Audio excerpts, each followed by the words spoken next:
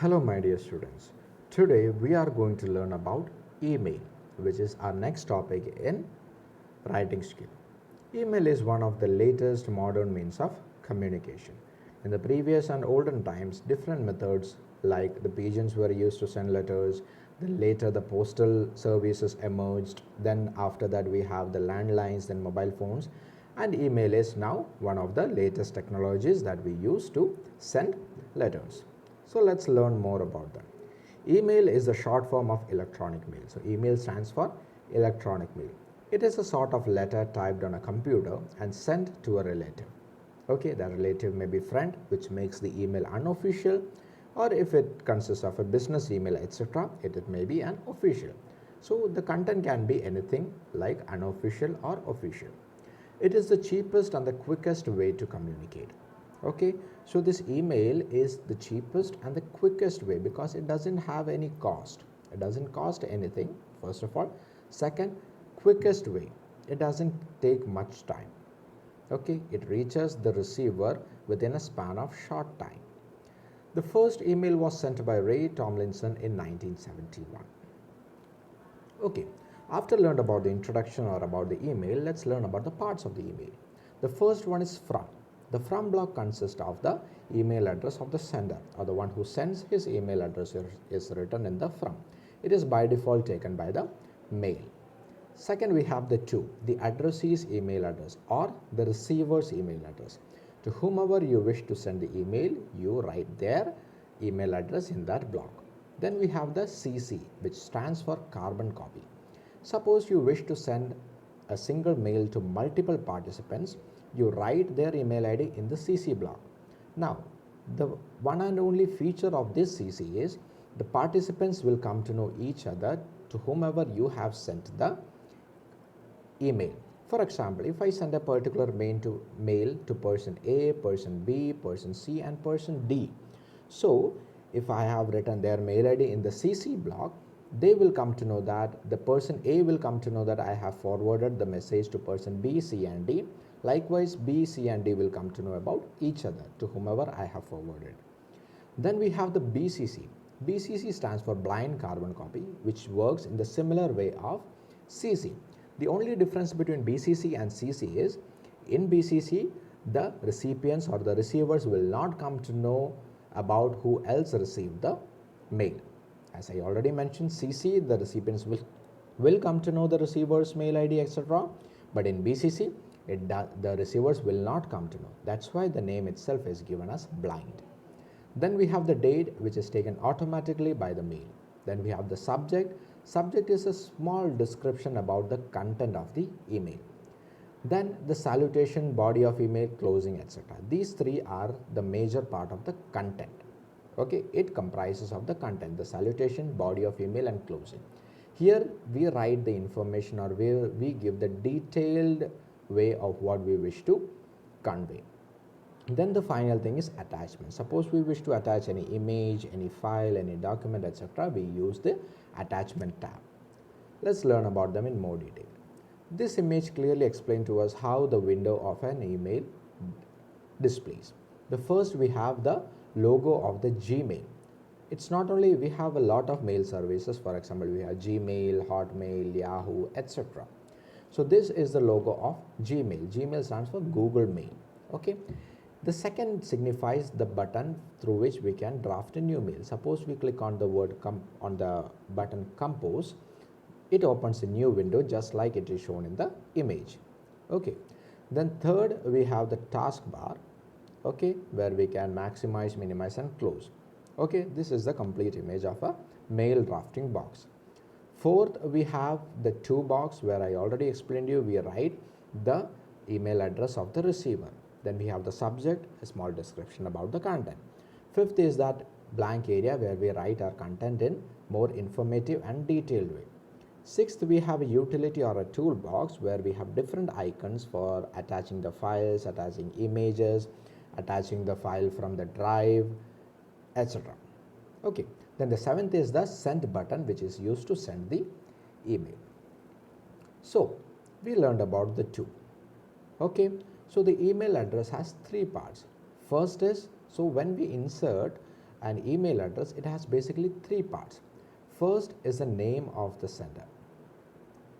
Okay, whosoever, whatever may be his username of the email, it will have his name. It is not necessary that name of the sender must be his own personal name. Okay, after that, followed by that, we have a @ sign. The sign which is shown here is called as the @ sign. Then we have the address of the website. Okay, suppose he is sending from Google, then Gmail, then we have like asohail from @gmail.com. Whether if it is from Yahoo, then we have yahoo.com. Hotmail means hotmail.com. Okay, email addresses are not case sensitive, unlike passwords. You know passwords. Passwords are case sensitive, which means that lowercase has its own value and uppercase have its own value. Uppercase means capital letters, lowercase means small letters. But emails are not case sensitive. Whether you write in uppercase, which is capital, or in lowercase, which is small, it matters the same. Then, as I already explained, we have the CC and BCC. CC stands for carbon copy. It is an easy way to send copies of an email to other persons. Okay, so as I told, it is an easy way to send copies of the same mail to multiple persons. BCC stands for blind carbon copy.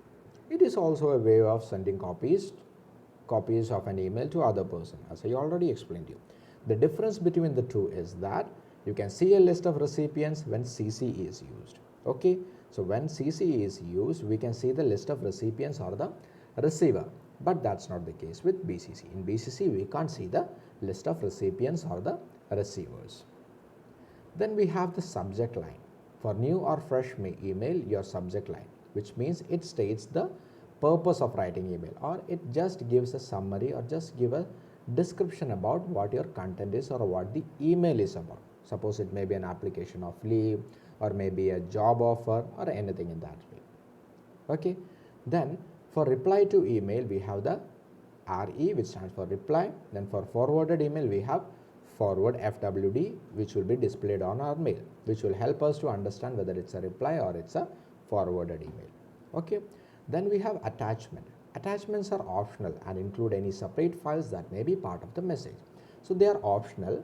Okay, suppose we want to attach, or if we want to add any document file, any image, etc., we use that attachment option or the attachment button that's given on the mailbox. Okay, we click that, we get the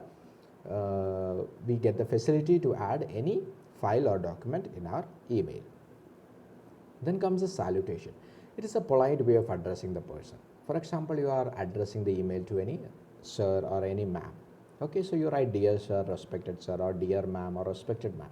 Suppose if you don't know whether that person is a male or a female, you have the facility to write in this way: respected sir oblique ma'am, or respected ma'am oblique sir.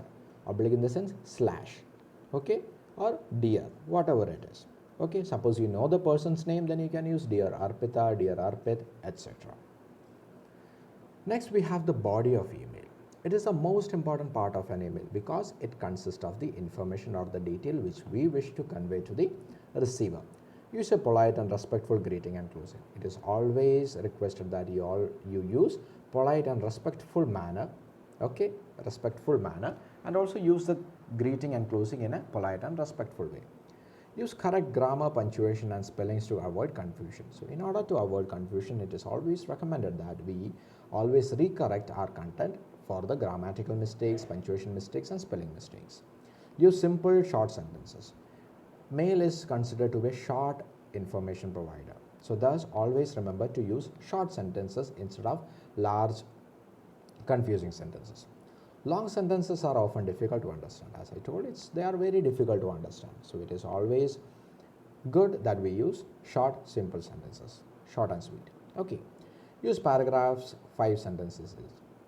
Please make sure that, remember that in a paragraph, a paragraph must not exceed more than 5 sentences. Be courteous and positive. Always have a courteous feeling in your email and have a positive outlook towards that. Then we have the closing. It is the ending phrase, which includes yours truly, sincerely, obediently, faithfully, etc. Okay, so these are the closing phrases where you bid a farewell or bid a thank you note to the receiver. You can use the terms like yours truly, sincerely, obediently, faithfully, etc. Then you have the name of the sender. Suppose you are sending it a personal email, it's enough that you write the name of the sender. You just write your name. Suppose I am writing, I'll write Anish Joseph. Suppose the designation of the sender is also necessary, then add it. For example, you are a teacher or you are a director, you are a manager. Suppose you write manager. Okay. Here you have a sample of the email ID. Just as I said, the first is to, where you write the receiver's email ID. Then you write the subject, invitation. You are inviting for something. Then is the salutation, hi Lisa, because it's a informal email, it's an unofficial email, so you just use a informal salutation. That is, hi Lisa, I'm having a birthday party. Now this phrase is marked in green because it is always recommended, or the proper format or the proper language use recommends us that we use the present continuous for future plans and arrangements. Okay, we never use future tense, but for future plans and arrangements we specifically use the present continuous. That's why here it is written, I'm having a birthday party. Okay, then next Friday. Now here the Friday, and also in the next paragraph, Greenfield Avenue, they are marked in blue letters. But did you notice that their first letter is capital? It is in uppercase because it is always recommended. They are important points or important details in a mail. So it is always said to use capital letters for such things like days, then address, etc. Then use hope you can come to finish your invitation. So as part of your conclusion, you are writing it in a polite and gentle manner, like hope you can come, in a positive note. Okay, it's always recommended you use that way. Thank you, my dear students, and have a nice day.